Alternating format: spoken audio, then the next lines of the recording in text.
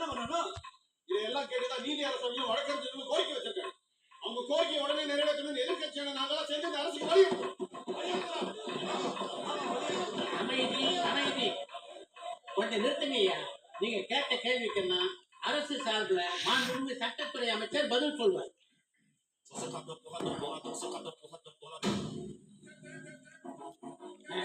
மன்னிக்கவும், இதற்கான பதிலை கழகத்தின் மூச்சு, ஏழைகளின் காசு, மத்திய பிலிப் வாட்சி, விலையில்லா காட்சி, நம்முடைய தமிழகத்தின் நிரந்தர முதல்வர் டாக்டர் உசிலம்பட்டி கருப்பையா காந்தி.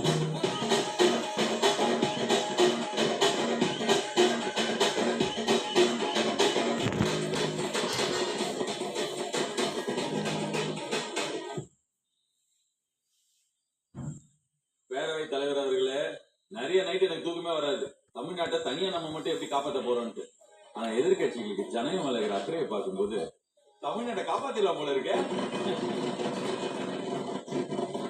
1958 இருந்து இப்போ வரைக்கும் 8 முறை லா கமிஷன் அமைக்கப்பட்டது. ஆனா ஸ்டேட் கவர்மெண்ட், சென்ட்ரல் கவர்மெண்ட், எந்த கவர்மெண்ட் நீதித்துறை கேட்டதை பண்ணியே கொடுத்தது, பரிசீலனையே வச்சிருக்காங்க. ஏன் குட்கா வச்சது, கிட்னி திட்டினது, போராட்டம் சுட்டது, லாக்கப்ல சேர்த்ததுன்னு இங்க இருக்கிற நம்ம ஆளுங்க 234 பேர்ல 170 நாளை கேஸ் இருக்கு.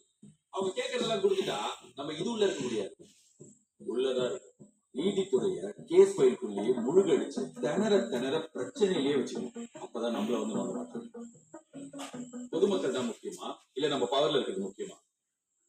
நீதித்துறை கேட்கறத நிறைவேற்றலாமா வேணாமான்னு ஒரு ஓட்டெடுப்பு நடத்திடலாமா பேரவைத் தலைவரை? உறுப்பினர்கள் ஓட்டு போட்டு தங்கள் எண்ணத்தை தெரிவிக்கலாம்.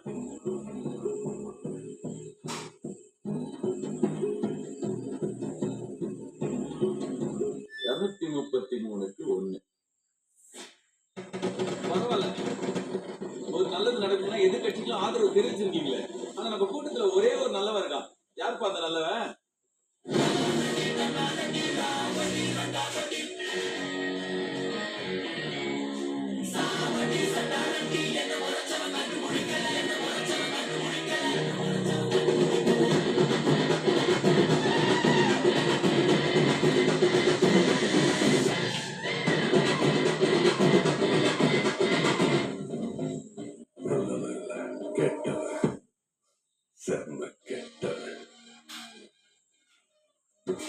ஜனங்களுக்கு நல்லதுன்னா பண்ண மாட்டீங்களா? சதர வச்சு செய்ய வைப்போமா?